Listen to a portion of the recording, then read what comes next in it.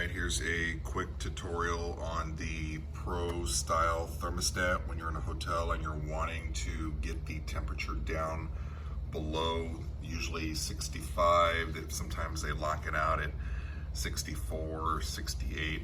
I have it down to 57. So this is what you're going to do. You're going to turn your system to off. Okay.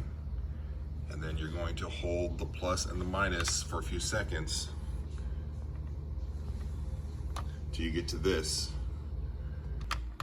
CO, HU, heat, CL. And so you can see you can take it down to, you can take it down to whatever. It's not going to get down to 45, but that will allow you to get and bypass the lockout temp of like 65, 68. Mine was about 68.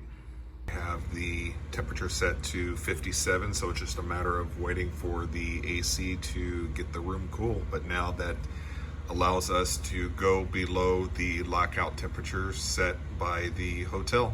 Hope it helps you out.